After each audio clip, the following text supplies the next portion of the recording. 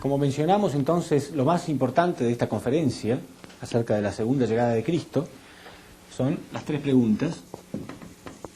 ¿Cómo vendrá Cristo de nuevo? ¿Cuándo Él volverá? ¿Y dónde se va a producir su segunda llegada? Y también hemos mencionado hace un rato que los cristianos todos están anunciando que estamos en los tiempos de la llegada de Cristo. El punto es que, a pesar de que la gente sabe y siente que este acontecimiento tan significativo en la historia humana se tiene que llevar a cabo, hay todavía mucha confusión. ¿Por qué? Bueno, la respuesta está cuando Jesús dijo en Juan 16:25. Él dijo: os he hablado todo esto en símbolos y parábolas, pero va a llegar el día en que no se les hablará más en símbolos y parábolas, sino que se les va a hablar en forma clara acerca del Padre.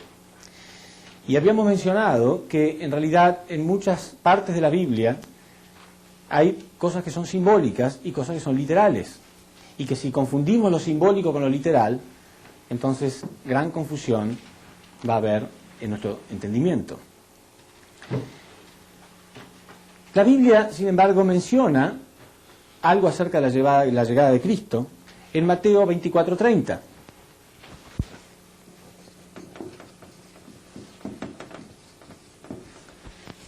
Pero este versículo, el principio divino enseña que es simbólico. Y la prueba de que es simbólico, el versículo que voy a leer ahora, será otros tantos versículos que muestran claramente que en caso de que este versículo fuera literal, no se podrían cumplir. Este versículo simbólico dice lo siguiente. Dice: entonces aparecerá en el cielo la señal del Hijo del Hombre, y entonces se golpearán el pecho todas las razas de la tierra, y verán al Hijo del Hombre venir sobre las nubes del cielo, con gran poder y gran gloria.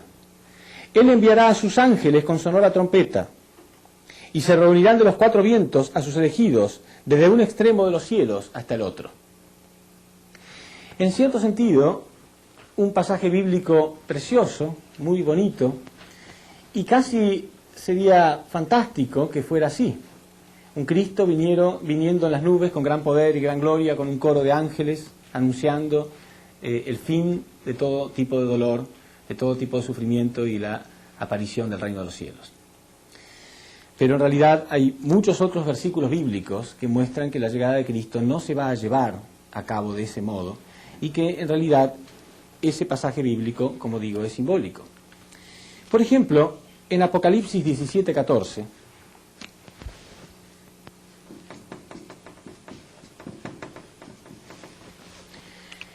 la Biblia nos menciona que cuando se produzca la llegada de Cristo, Él en realidad va a ser perseguido. Pero si nosotros pensamos, ¿cómo puede ser posible que, viniendo Cristo con gran poder y gran gloria en las nubes, a alguien se le ocurra perseguirlo? Porque aún el más ateo o el más escéptico de pronto tendría una inmensa fe. Pero la Biblia dice: estos harán la guerra al Cordero, pero el Cordero, como es Señor de señores y Rey de reyes, los vencerá en unión con los suyos, los llamados elegidos y fieles. O sea que Él tendrá a su gente. Y habrá gente que lo perseguirá. Estos harán la guerra al Cordero, pero como Él es Rey de reyes y Señor de señores, Él los va a vencer en unión con aquellos que sí lo estén siguiendo. Si leemos las palabras de Jesús, nosotros sabemos que Jesús, cuando Él sabía que tenía que ir al camino de la cruz, Él ya no dijo más: el reino de los cielos está cerca. Él empezó a mencionar solamente acerca de la llegada de Cristo, la segunda llegada de Cristo. Y esto está en Lucas 17:20.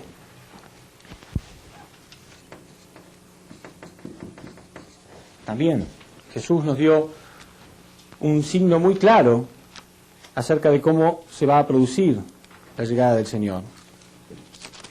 Y Él dijo lo siguiente: habiéndole preguntado a los fariseos, ¿cuándo llegaría el reino de Dios?, Jesús le respondió: el reino de Dios viene sin dejarse sentir, sin ningún tipo de advertencia. Es decir que si nosotros pensamos, repito, en un Cristo llegando en las nubes con un coro de ángeles, ¿no piensan ustedes que va a ser una noticia que va a correr como reguero de pólvora por toda la humanidad en pocos segundos? Pero no va a ser de este modo, decía Jesús. Jesús decía que será sin dejarse sentir. El reino de los cielos vendrá sin dejarse sentir. Hay muchas pruebas en la Biblia que muestran claramente que el reino de los cielos no va a ser una cosa instantánea. El reino de los cielos no va a ser algo instantáneo. No es que va a venir Cristo en las nubes e instantáneamente se terminará el mal y que aquellos que fueron buenos serán arrebatados a las nubes con él. Por ejemplo, en Lucas 18:8, también, a continuación, Jesús mismo hablando de la segunda llegada de Cristo, dijo: y en verdad les digo que cuando venga el Hijo del Hombre les hará justicia. Pero cuando Él venga, ¿encontrará fe sobre la tierra? ¿Va a encontrar fe o le va a pasar lo mismo que me pasó a mí? Estaba preguntándose Jesús. ¿Entienden? El corazón de Jesús era razonable, era lógico. Él ya había experimentado lo que era la persecución y el rechazo, y Él sabía que la humanidad iba a sufrir miles de años todavía por este rechazo. Entonces ya se estaba preguntando, cuando venga el Hijo del Hombre, ¿encontrará fe? ¿Habrá alguien que le crea? Pero si el Mesías viniera en las nubes, ¿quién no va a creer? Si fuera un fenómeno tan espectacular como la llegada de Cristo en las nubes con un coro de ángeles, aún el más escéptico tendría fe. Pero Jesús se preguntaba si habría alguien que tendría fe. En Apocalipsis, capítulo 3, versículo 3, en Apocalipsis 16:15,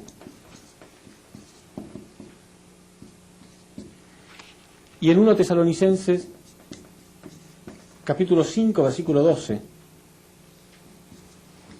y en otros lugares más, Jesús mencionó que cuando Él venga, volverá como un ladrón en la noche.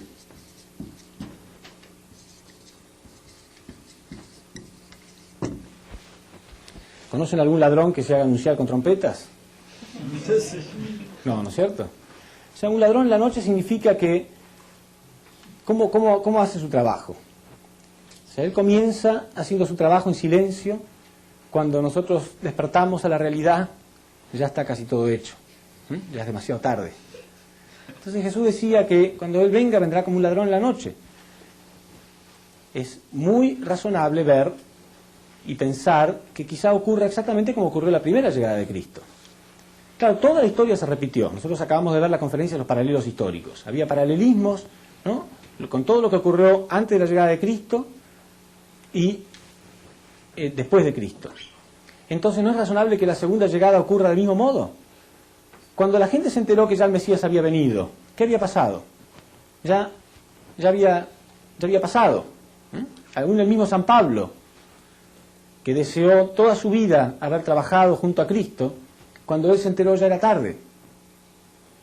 Entonces, por eso Jesús decía que Él va a venir como un ladrón en la noche. ¿De qué modo podemos imaginar que va a ocurrir entonces? Porque es bueno primero imaginarlo y después vamos a ver que la Biblia está ahí, la prueba muy clara.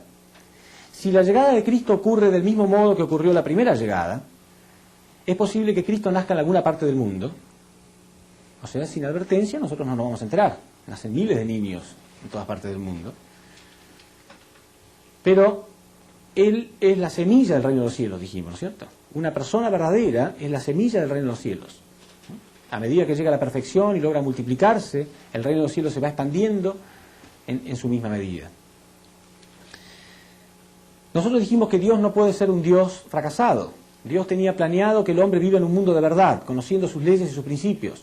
Sin embargo, el hombre cayó, se apartó de la voluntad de Dios, y como Dios no puede ser un Dios fracasado, Dios va a trabajar en la providencia para traer al hombre de nuevo a un mundo verdadero. Si entendemos esto, nos damos cuenta de que el ideal de Dios se tiene que llevar a cabo tal cual como Él lo planeó. Pero lamentablemente muchas personas tienen una contradicción en su creencia. Por un lado aceptan que Dios es absoluto, incambiable y todopoderoso y que no puede fracasar. Y por otro lado dicen que su ideal quizá no se lleve a cabo. Entonces Él tendrá que mandar a su Hijo Cristo en las nubes algún día para rescatar a aquel puñado de personas que son buenos. Piensen. Los cristianos piensan que Jesús va a venir a reclamar a aquellos cristianos verdaderos. Cristiano verdadero significa aquel que ama a su enemigo, aquel que no peca y aquel que ama a Dios por sobre todas las cosas. ¿Ustedes piensan que el 10% de la humanidad puede estar en esa situación? No. Pero aún cuando fuera el 10%, aún cuando fuera el 20%, que de ningún modo hay tanta gente de ese modo, con ese nivel espiritual, quiere decir que Dios podría reclamar a ese 20% de personas y Satanás se quedaría con el 80%. Porque todo lo demás se irían al infierno eterno, según la teoría de muchos cristianos. Entonces Satanás sería victorioso 80% y Dios solamente 20%. ¿Es lógico? ¿Podemos decir que tenemos un Dios todopoderoso si fuera así? No. Dios va a restaurar al mundo y lo va a llevar a la posición tal cual como Él había planeado. Entonces, veamos si hay alguna base bíblica. En Apocalipsis 17,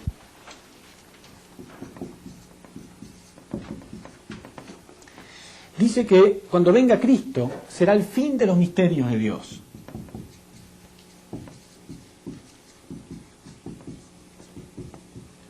El fin de los misterios. Está totalmente de acuerdo con Juan 16:12, que ya lo habíamos mencionado, cuando Jesús dijo: tengo mucho que enseñarles, pero ustedes no lo entenderían. Pero cuando venga Él los va a guiar hacia la verdad completa. ¿Sí? Entonces Jesús estaba diciendo que cuando venga Cristo nos va a guiar hacia la verdad completa.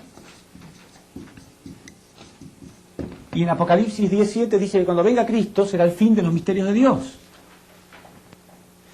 Es muy claro entonces que va a haber una nueva expresión de la verdad. Cuando venga Cristo va a haber una nueva expresión de la verdad. ¿Y para qué Dios va a enviar una nueva expresión de la verdad? ¿Para después destruir la tierra? No, la Biblia dice en Apocalipsis 10:11, o sea, a continuación,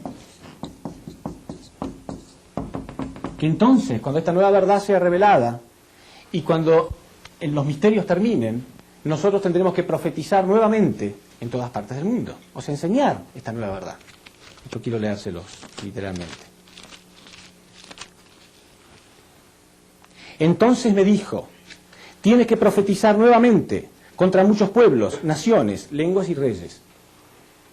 Quiere decir que llega Cristo, nos guía hacia la verdad completa, se terminan los misterios de Dios, y nuestra misión, ¿cuál será?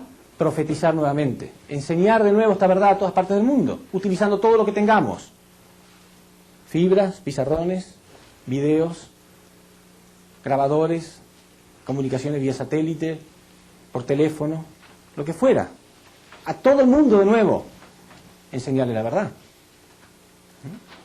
¿Es razonable? Sí. De ese modo Dios puede ganar el mundo, y de ese modo Dios nunca va a ser un Dios fracasado. Quiere decir que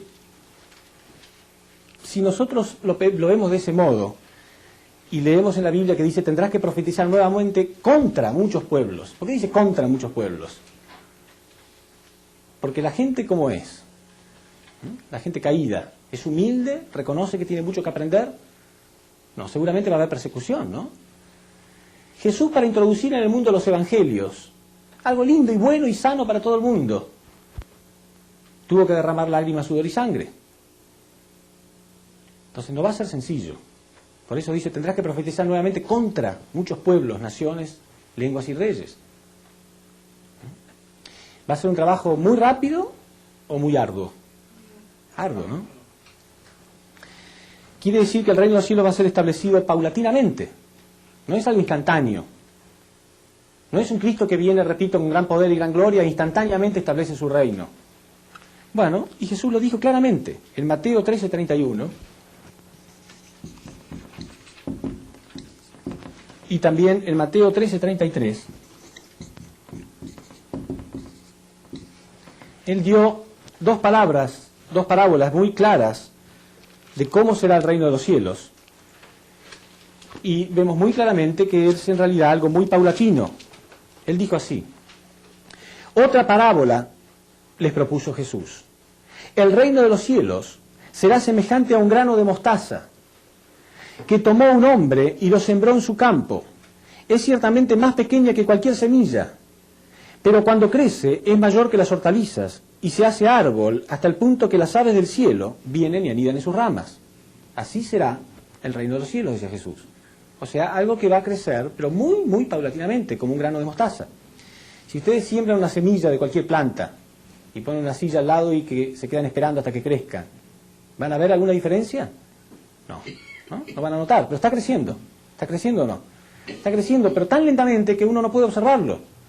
Pero después de un tiempo uno ve un árbol ahí. Realmente se produjo un resultado. Bueno, así será el reino de los cielos, dijo Jesús. Crece con una semilla. ¿Quién es esa semilla? ¿Quién es la primera semilla del reino de los cielos? El Mesías. Pero a partir de él, entonces, ¿no?, se empieza a desarrollar el reino de los cielos paulatinamente, paso a paso. Y a continuación, enseguida, Jesús no se conformó con esto, quiso darnos más claridad, y les dijo otra parábola más. El reino de los cielos será semejante a la levadura que tomó una mujer y la metió en 3 medidas de harina hasta que todo fermentó. ¿Qué significa que todo fermenta? Si ponemos levadura en la masa, hasta que la masa entera fermenta, significa que toda la masa se contagia de algún modo, ¿no? Se va hinchando, se va contagiando. ¿Y no es esto exactamente cómo se va a producir el reino de los cielos? Alguien me enseña la nueva expresión de la verdad a mí, yo le enseño la nueva expresión de la verdad a ustedes tendrán que aprender a enseñársela a otras personas, y esas personas se las enseñarán a otros, y otros a otros, y otros a otros, hasta que toda la masa va a quedar fermentada.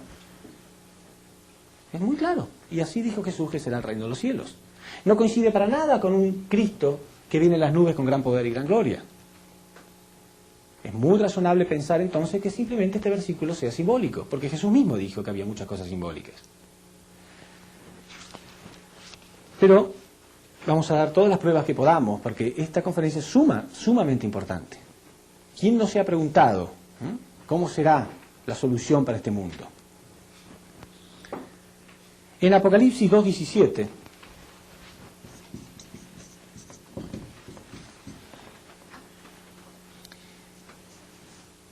en Apocalipsis 3:12 y en Apocalipsis 19:12, dice Jesús que cuando Él venga, vendrá con un nombre nuevo.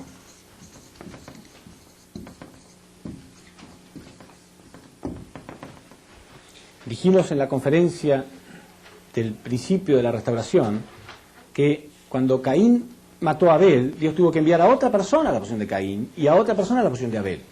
Estaba en la posición de Caín, pero era otro. Estaba en la posición de Abel, pero era otro. Entonces, a nivel mundial, hubo un fracaso cuando el mundo no pudo aceptar a su Abel a nivel mundial, que era Jesús. Entonces tiene que venir otra persona en la posición de Jesús.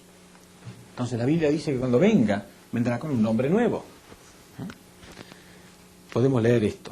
Vamos a leer uno de esos ejemplos. Apocalipsis 3:12.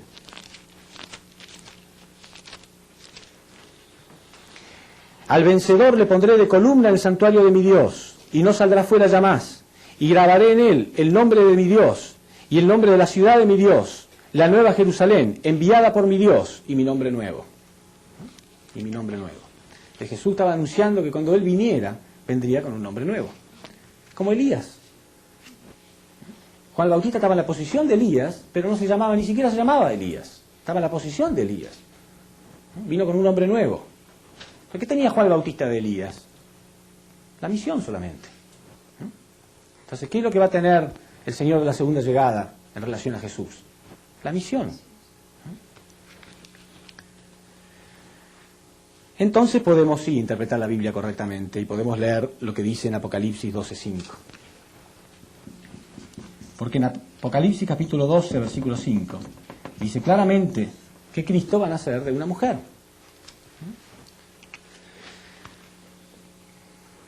En realidad es lamentable que al hombre moderno se le tenga que dar tantas explicaciones para enseñarle que un hombre va a nacer de una mujer. Pero la gente siempre ha tenido la tendencia de pensar que todo lo que venga de Dios tiene que ser fuera del principio, raro. Pero si Dios es el que crea los principios universales, Dios es la ley, el principio universal. Entonces sí, el Mesías va a nacer de una mujer. Y el Mesías viene en la posición de rey de reyes, dice la Biblia, ¿no es cierto? ¿Y qué cosas representan a un rey? Un trono, ¿sí? El cetro, la corona, esas cosas representan a un rey, ¿no es cierto? Entonces, dice Apocalipsis 12:5, la mujer dio a luz un hijo varón, el que ha de regir a todas las naciones con cetro de hierro, y su hijo fue arrebatado hasta Dios y hasta su trono. O sea, que se va a sentar en el trono de Dios y va a ser aquel que dirija a todas las naciones del mundo. ¿Quién puede ser otro que no sea Cristo? Pero dice el modo en que va a venir. Dice, y la mujer dio a luz un hijo varón. O sea, que hay una mujer que va a tener un hijo que se va a sentar en el trono de Dios. O sea, la Biblia está diciendo claramente, Apocalipsis 12:5, que Cristo va a nacer de una mujer. Bueno, ¿y cuál va a ser la misión principal de Cristo? Dijimos que Jesús estaba en la posición de Adán perfecto. ¿Cuál era la misión de Adán? La misión de Adán era cumplir con las tres ¿qué? Las tres bendiciones. Crecer, multiplicar y dominar. Primero tenía que crecer hacia la perfección, después multiplicarse y después tomar dominio de la creación. Adán no logró la primera bendición y la humanidad perdió miles de años hasta que una persona pudo asumir esa posición. Solamente Jesús había logrado crecer hacia la perfección. Pero él no pudo continuar con las otras dos bendiciones porque fue mal interpretado y crucificado. Entonces la humanidad perdió 2000 años más esperando la llegada de Cristo, que pudiera cumplir con la primera bendición y después con la segunda bendición. ¿Por qué? Porque somos una humanidad huérfana, como dijimos. Adán y Eva, que tendrían que haber sido los padres verdaderos de la humanidad, se convirtieron en los padres falsos de una humanidad falsa, centralizados en un Dios falso, que es Satanás. Entonces, el día que la humanidad deje de ser huérfana, ¿no será un día de alegría? Imagínense un chico que está en un orfanato esperando que lo adopten, día tras día, tras día, tras día, llorando para que alguien lo adopte. Y un día encuentra a sus padres, santos y buenos, que lo adoptan. ¿No va a estar feliz? Bueno, fíjense lo que menciona la Biblia con respecto a esta segunda bendición. La Biblia está hablando claramente de las bodas de Cristo. Y esto está en Apocalipsis 19:7.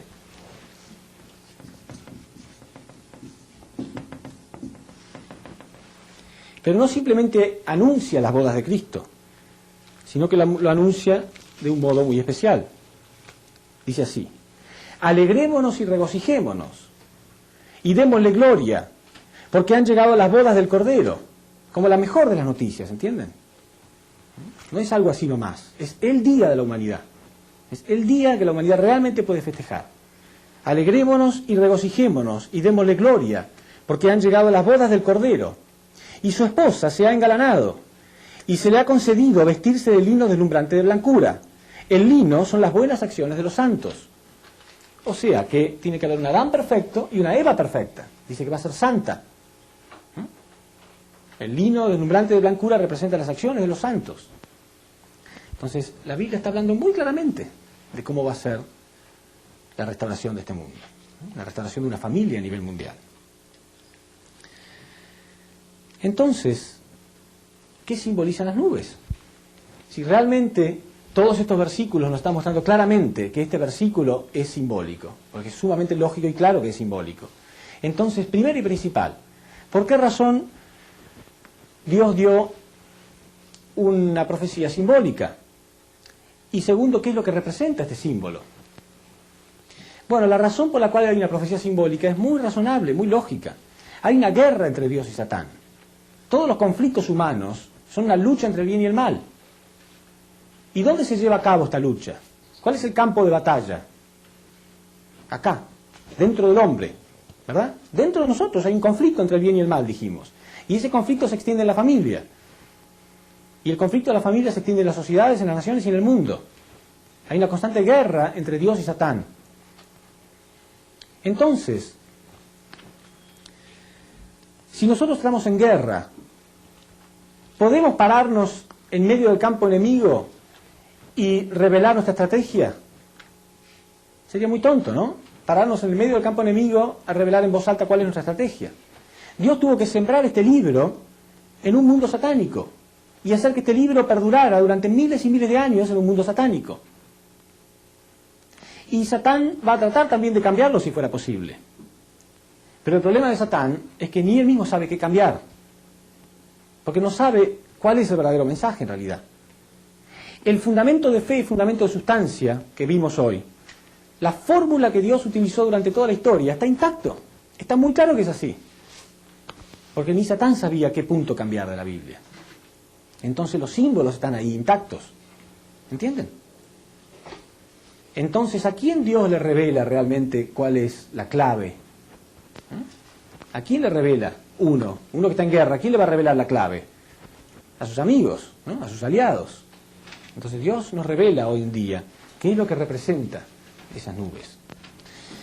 Si nosotros leemos en Apocalipsis 17:15, Apocalipsis 17:15, dice lo siguiente: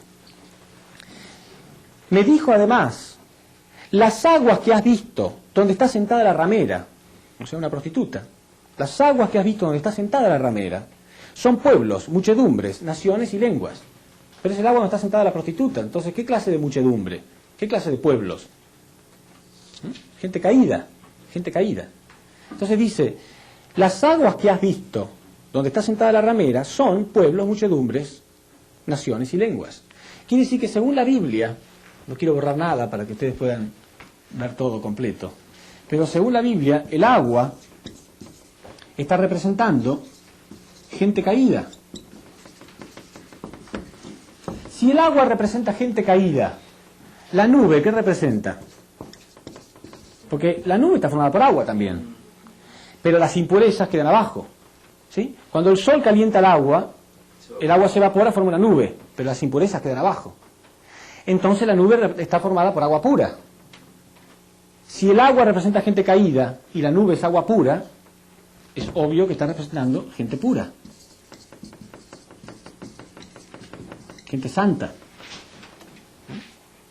Entonces, ¿qué significa que Cristo viene en las nubes? Bueno, hace 2000 años cuando Dios envió a Cristo, ¿dónde lo mandó? ¿A una nación cualquiera? ¿O una nación con 4000 años de preparación? Preparó 4000 años esa nación con mucho cuidado, para que Cristo pudiera nacer en un lugar donde por lo menos tenían un concepto claro de que Dios existía y que Dios iba a enviar a su Hijo. Y era tan claro que el pueblo elegido era Israel, porque era la única nación en el mundo que era monoteísta, que creía en un solo Dios. La única. Era muy, muy claro que Dios preparó eso. Entonces, no es razonable pensar que para la segunda llegada Dios también va a juntar un grupo de personas preparadas para poder recibir a Cristo. No lo va a enviar a cualquier lugar. Eso es lo que representa que Cristo va a venir en una nube, rodeado de gente pura, de gente preparada. Entonces, a continuación, vamos a ver la segunda pregunta. ¿Cuándo? La segunda y la tercera. ¿Cuándo y dónde? La primera pregunta está totalmente contestada. El modo que Cristo va a venir va a ser nacido de una mujer en alguna parte del mundo, preparada por Dios. Igual que en la primera llegada. ¿Cuándo y dónde va a ocurrir esto? Vamos a observar ahora. Ok. Entonces podemos contestar ahora la segunda pregunta, que es ¿cuándo? ¿Cuándo va a venir Cristo de nuevo?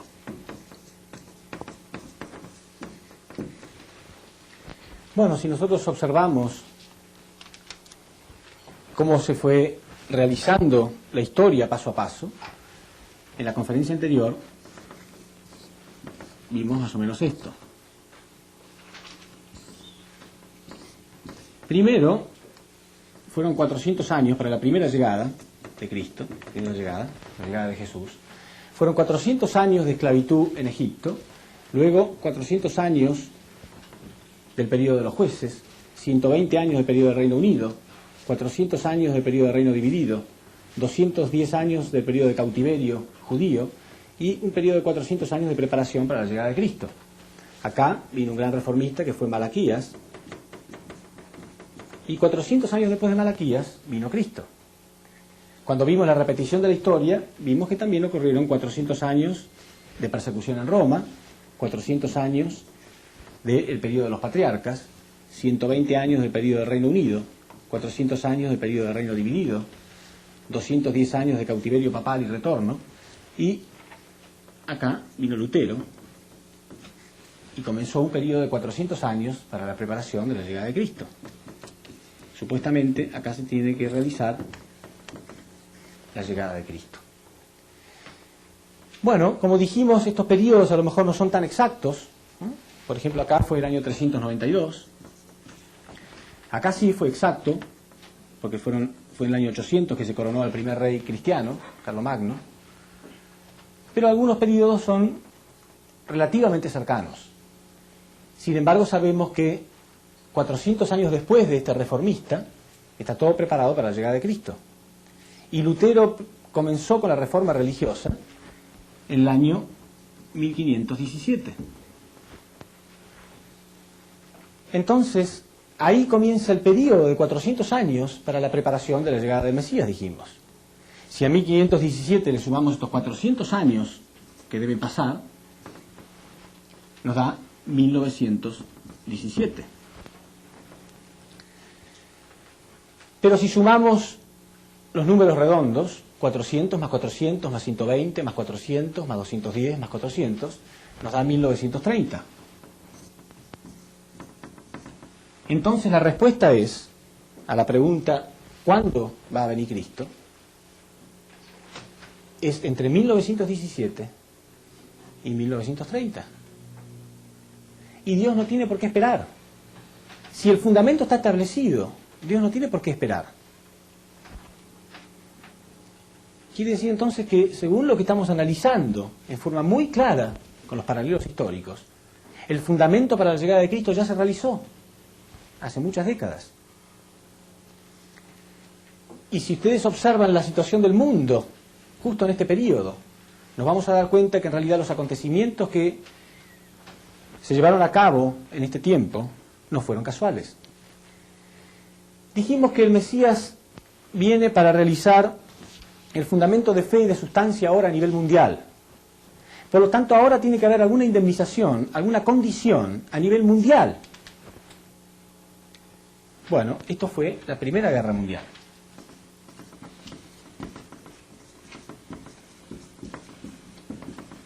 Primero tenía que establecerse esta condición antes de que el Mesías naciera. Porque es una indemnización a nivel mundial para que el Mesías pueda nacer. Porque Él viene para realizar un fundamento de fe y de sustancia a nivel mundial. ¿Cuándo se realizó la Primera Guerra Mundial? Perdón, hice un pequeño error acá. Primera Guerra Mundial. Entre 1914 y 1918. Quiere decir que solamente después de esto podía nacer el Mesías. 1918. Bueno, si nosotros observamos, repito, la situación del mundo después de 1918, ¿y qué fue lo que pasó con toda la historia humana? Una visión rápida. Una de las cosas que más nos sorprende, una de las cosas que el hombre moderno tiene más sorpresa, es acerca del avance científico y tecnológico. Si hacemos un gráfico del avance de la ciencia y la tecnología durante toda la historia, podemos observar algo así. Durante miles y miles de años, la ciencia y la tecnología se desarrolló muy paulatinamente. Pero en el último segundo de la historia, porque hablar de unas cuantas décadas al lado de miles y miles de años es como el último segundo de la historia, la ciencia y la tecnología hicieron esto. O sea, se desarrollaron muchísimo más en unas pocas décadas que en miles y miles de años. ¿Qué fue lo que ocurrió en este periodo? Y ese periodo fue justamente después de 1918. ¿Qué fue lo que ocurrió? Es obvio que Dios está preparando a la humanidad no para una destrucción, no para la llegada de un Cristo en las nubes y que todo se destruya y que solamente un puñado de cristianos sea llevado para allá arriba. Porque Dios nunca inspiraría al hombre para un desarrollo tan grande si fuera a destruir todo.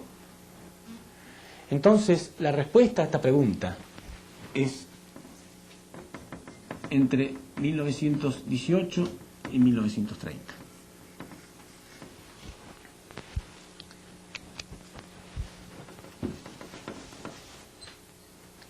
Y por último, la tercera pregunta es entonces, ¿dónde se va a producir esta segunda llegada?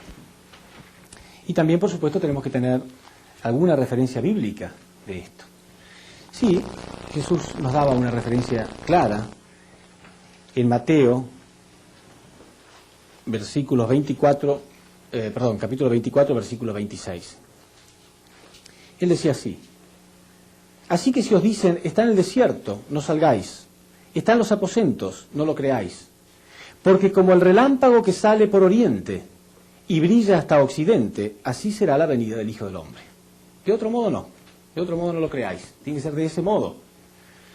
Así que si os dicen, está en el desierto, no salgáis, está en los aposentos, no lo creáis. Porque como el relámpago que sale por oriente y brilla hasta occidente, así será la venida del Hijo del Hombre. De otro modo no, solamente como el relámpago que sale desde oriente hacia el resto del mundo.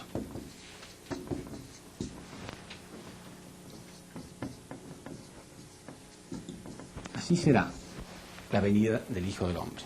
Apocalipsis 24, Mateo 24, 26.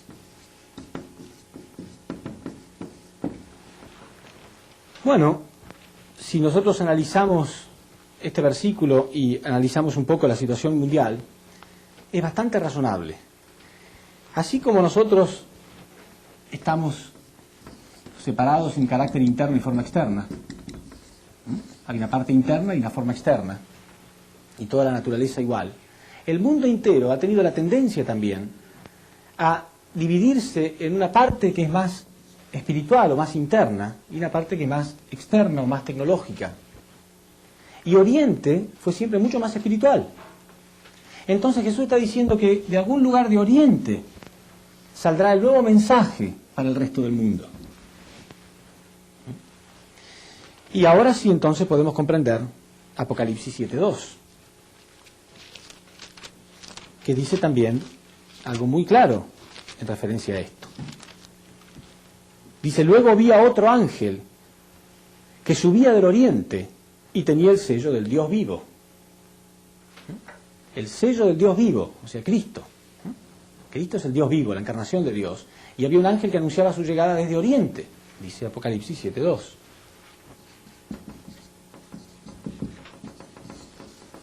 Entonces, nuestra pregunta es, ¿qué país de Oriente podrá ser la nación que Dios esté preparando para enviar al Mesías? Será muy difícil analizar qué nación será. En realidad, la nación elegida por Dios tiene que tener características semejantes a la nación que Dios había preparado antes. Vamos a observar brevemente las características de la nación elegida.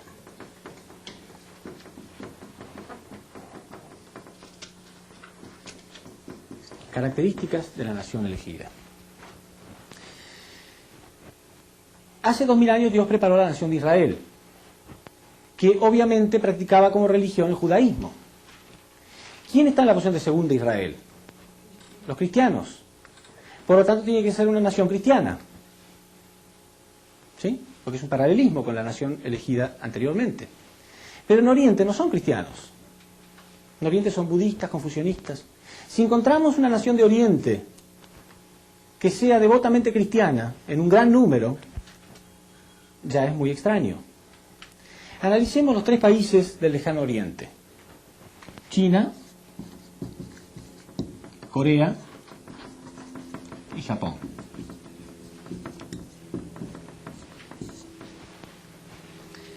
Bueno, China no es una nación cristiana. Primero practicó el confucianismo y después aceptó como su ideología principal el comunismo, que es una ideología atea, que niega la existencia de Dios. Japón es una nación budista, pero nosotros decimos que la nación elegida tiene que ser cristiana. Sin embargo, Corea es una nación que tiene un inmenso número, un gran número de cristianos, muy devotos, y está considerada por los cristianos del mundo una de las naciones más fervientemente creyentes. Segundo, tiene que ser una nación pacifista. Los instrumentos de Dios siempre fueron personas bondadosas, pacifistas, y por ser pacifistas y bondadosas en un mundo satánico, generalmente son sufridas. Bueno, Corea fue invadida 82 veces por naciones vecinas. Sin embargo, Corea jamás invadió a una nación vecina. Mientras que China sí lo hizo, y Japón es una nación guerrera. orgullosos de jamás haber perdido una guerra. Hasta la Segunda Guerra Mundial jamás habían perdido. Una nación guerrera. Pero Corea era una nación muy sufrida. Muchísimas veces en su historia fueron invadidos, destruidos. Quiere decir que todas las características apuntan a esta nación como la nación elegida.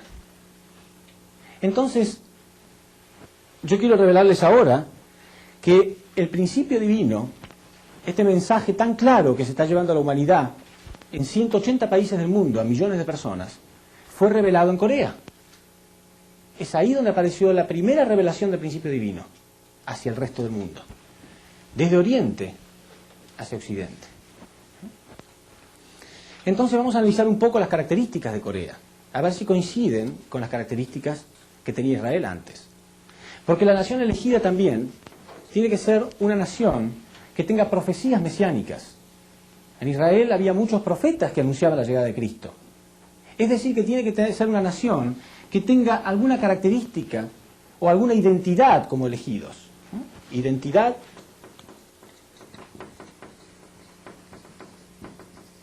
de ser los elegidos. Y en Corea hay muchos grupos religiosos que anuncian que la llegada de Cristo se va a llevar a cabo en esa nación. Además hay un libro muy antiguo de profecías, que es el Chungamno, que dice que el hombre con el camino verdadero que va a guiar a la humanidad hacia su destino verdadero, va a llegar a Corea. Y desde Corea va a guiar a la humanidad hacia el destino verdadero. Quiere decir que es una nación que tiene una identidad bastante clara de ser los elegidos, cosa que ninguna otra nación de Oriente tiene estas características. Corea es una nación, es la única nación del mundo que tiene el símbolo de Dios en su bandera. Entonces, por todo esto, nosotros sabemos perfectamente que Dios ha preparado a esta nación, haciéndola sufrir, haciendo una nación de personas realmente sacrificadas y devotas, para que cuando Cristo llegara a esa nación, muy rápidamente la gente pudiera reconocer y diferenciar el bien y el mal, porque ellos conocen el sufrimiento, y poder dar este mensaje después a todas partes del mundo. Entonces, yo quiero revelarles con toda seriedad que todo lo que ustedes han visto del principio divino no es casual. Dios ha preparado el mensaje para este tiempo y ha preparado personas para ser sensitivas a su mensaje y que se den cuenta realmente que tienen una responsabilidad inmensa para el resto del mundo. Y todo esto comenzó con una sola persona, nacida en Corea, con una revelación de Dios, con una pobreza y un sufrimiento terrible. ¿Por qué? Porque nosotros sabemos que el número 40 representa la separación de Satanás. Y así como el pueblo de Israel tuvo que pasar 400 años de esclavitud en Egipto, y más tarde los cristianos tuvieron que pasar 400 años de persecución en Roma, esta nación elegida también tiene que pasar un periodo de 40 años, que es el periodo de indemnización de separación de Satanás, dijimos, ¿sí? Entonces, Corea fue invadida por los japoneses en el año 1905 hasta 1945, justo 40 años, donde este pueblo fue sometido hasta el punto donde no se les permitía hablar ni siquiera su propio idioma. Imaginen a cualquiera de nuestras naciones que fuera invadido por una nación vecina con un idioma diferente y que no se nos permita hablar ni siquiera nuestro propio idioma. Parece algo fantástico o parece algo que hubiera ocurrido hace miles y miles de años atrás, pero no, ocurrió en esta era y en este mismo siglo. Es casi insólito, pero esto fue lo que Corea tuvo que pasar como preparación para separarse de Satanás, para pagar una indemnización, para merecer la llegada del Mesías. Entonces, el mensaje final es que Corea es la nación elegida y que Dios trabajó para revelar esta verdad al mundo, como Jesús decía en Juan 16:12. Tengo mucho que enseñarles, pero ustedes no lo entenderían. Pero cuando venga el Espíritu de la verdad, Dios los va a guiar hacia la verdad completa. Y el reino de los cielos se va a realizar paso a paso como un grano de mostaza, hasta que al final pueda cubrir la tierra entera, pero saliendo desde Oriente hasta el resto del mundo. Entonces lo que ustedes han escuchado hasta ahora, en realidad es la base mínima para que una persona se dé cuenta que si él es sincero buscando a Dios, él puede realmente encontrar las respuestas. Nosotros sabemos entonces cómo va a venir el Mesías. sabemos cuándo va a venir el Mesías y sabemos dónde va a venir. Entonces, tenemos que preguntarle a Dios, ¿quién es la persona a través de la cual Él está trabajando? Durante toda la historia de la humanidad, Dios eligió figuras centrales para trabajar a través de ellas. ¿Y cuál es el problema más serio que tiene el ser humano? El mismo problema que tiene Lucifer, porque nosotros heredamos las características satánicas, dijimos, ¿cierto? Si nosotros observamos el problema de Lucifer en su relación con Dios y con Adán, ¿cuál era el problema de Lucifer? ¿Que él no tenía fe en Dios? ¿Que Lucifer no creía en la existencia de Dios? ¿Era ese su problema? No, ese no era su problema. Como seguramente no es el problema de ninguno de nosotros. Todos sabemos que Dios existe. Usted sabe que Dios existe, todos saben. Porque Lucifer no era ese su problema. ¿Cuál era el problema de Lucifer? El problema de Lucifer era creer en la persona a través de la cual Dios estaba trabajando. Creer que Dios existe no es difícil. Pero creer que Dios puede trabajar a través de alguien, eso sí es difícil. Porque yo veo a ese alguien desde el punto de vista externo y lo veo igual que yo. Y no puedo ser humilde y aceptarlo como un instrumento de Dios. Entonces mi consejo mayor es, con todo lo que nosotros escuchamos hasta ahora, es ser humilde y preguntar a Dios, si vos estás trabajando a través de alguien, yo quiero saber quién es ese alguien. Y yo no voy a juzgarlo externamente. No estoy esperando que sea de un color o de otro. O alto o bajo. O gordo o flaco. No importa. Yo quiero saber la persona a través de la cual Dios está trabajando. Pero yo les aseguro de entrada que la dificultad más grande que ustedes van a tener va a ser esa. Porque no es problema tener fe que Dios existe, sino creer en la persona a través de la cual Dios está trabajando y poder unirme con humildad a esa persona. Entonces, ¿qué dijo Jesús? Los discípulos le preguntaban, ¿cómo hacemos para conocer una persona que es de Dios? Por ejemplo, un profeta. ¿Cómo hacemos para conocer un profeta verdadero? Y Jesús dijo, al igual que un árbol, por sus frutos los conoceréis. Un árbol malo no puede dar frutos buenos. Si los frutos son buenos es porque el árbol es bueno. Entonces, con esa clave, nosotros realmente podemos conocer y entender quién es la persona a través de la cual Dios está trabajando, para que nosotros podamos unirnos y ayudarlo. Eso es todo. Muchas gracias.